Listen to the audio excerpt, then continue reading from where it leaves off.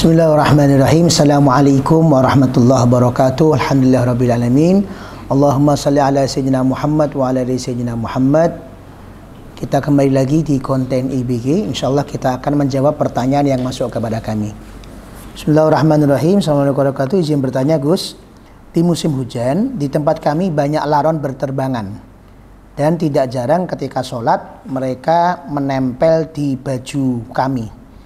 Apa hukumnya sholat dengan ketempelan bangkai laron, apakah sah atau tidak? Bismillahirrahmanirrahim. Di dalam sholat ada syarat sah yang harus terpenuhi. Apa definisi syarat sah? Yaitu syarat-syarat yang harus dipenuhi oleh orang tersebut apabila ingin ibadahnya dihukumi sah. Dan syarat sah ini harus ada sejak sesaat sebelum dimulai sholat sampai sholatnya berakhir. Artinya syarat sah ini harus dijaga dari mulai takbiratul ihram sholat sampai salam di dalam sholat. Ini harus ada dan dijaga.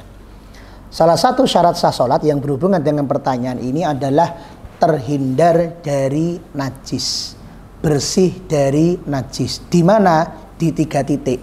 1 di badan, 2 di tempat, 3 di pakaian. Nah, kaitannya dengan fenomena masyarakat yang sekarang ini sedang musim hujan, sehingga banyak laron berterbangan di mana-mana, masuk ke masjid, masuk ke langgar, masuk ke surau, masuk ke musola dan lain-lain. Untuk hewan yang masih hidup, maka mereka semua dihukumi suci kecuali anjing dan babi.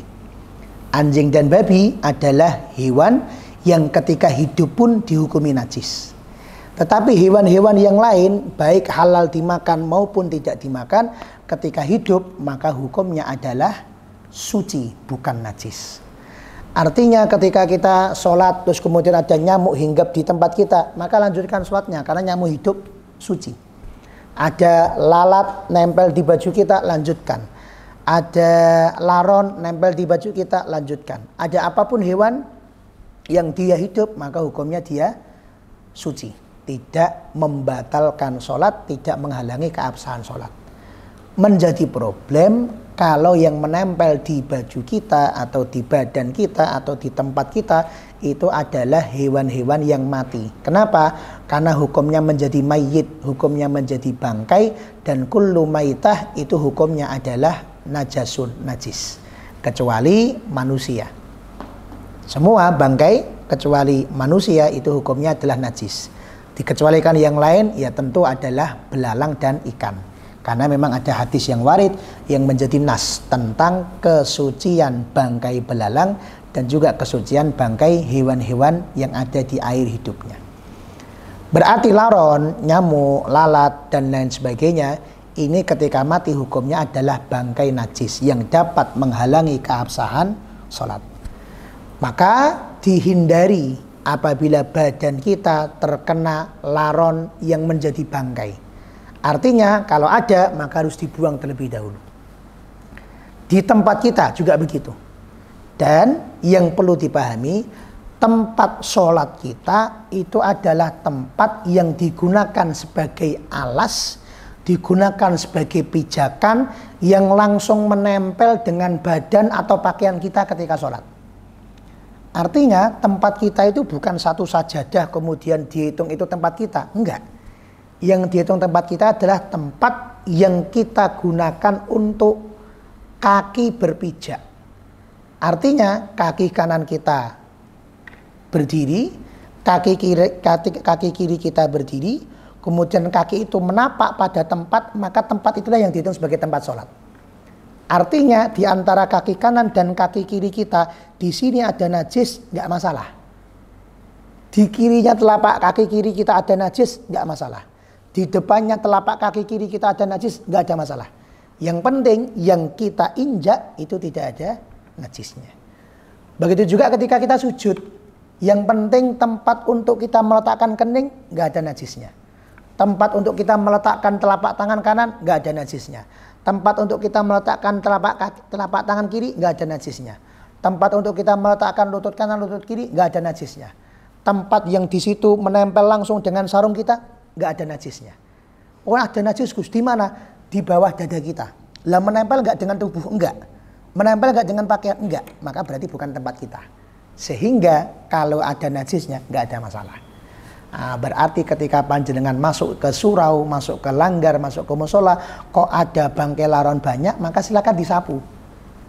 Sapu, pinggirkan, buang dulu keluar musola, baru di tempat yang habis dengan sapu tadi, jenengan sholatlah di situ.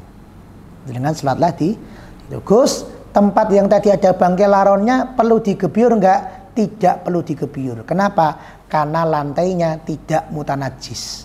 Karena di dalam syariat, najis itu bisa tertular kepada benda yang lain apabila salah satunya basah. Laronnya basah, lantainya kering, maka lantainya jadi tertular. Laronnya kering, lantainya basah, maka najisnya jadi tertular. Dua-duanya basah, maka jadi tertular. Tetapi apabila laronnya kering, lantainya juga kering, maka ketika bangkai laronnya dibuang, tempatnya tidak dihitung tertular najis. Karena najis itu tertular apabila salah satunya basah atau kedua-duanya basah. Sehingga musola yang kering, langgar yang kering, cukup bangkai-bangkai tadi disapu, tempat yang habis disapu tadi sudah bersih dari bangkai, silahkan kemudian dijadikan tempat sholat. Ketika sholat juga sama. Kok tahu-tahu laron menempel di pakaian kita dan kita tahu, maka langsung disentik, langsung dibuang, boleh. Yang penting laronnya tidak basah. Kenapa? Karena kalau nggak basah, disentik tidak berbekas pada pakaian. Tapi kalau basah, maka mau tidak mau najisnya tertular pada pakaian. Sehingga laron yang menempel pada pakaian kita, apabila kita tahu, langsung kita buang seketika, hukum sholatnya lanjut, sah, tidak batal. Tetapi apabila kita tidak tahu, didiamkan sampai waktu yang lama, setelah sekian detik, setelah sekian menit baru kita sadar, maka berarti sholat kita dihukumi batal. Karena sholat dalam keadaan membawa bangkai. Dan laron, nyamuk, lalat, dan lain sebagainya merupakan najis yang tidak dimakfu dalam badan, najis yang tidak dimakfu dalam tempat, najis yang tidak dimakfu dalam pakaian. Artinya meskipun jumlahnya satu, meskipun kecil bangkainya, tetap dihukumi najis dan tidak dimaafkan di dalam syariat. Demikian jawaban dari kami. Semoga dapat menjadi keterangan yang utuh buat kita semua. Terima kasih. Assalamualaikum warahmatullahi wabarakatuh.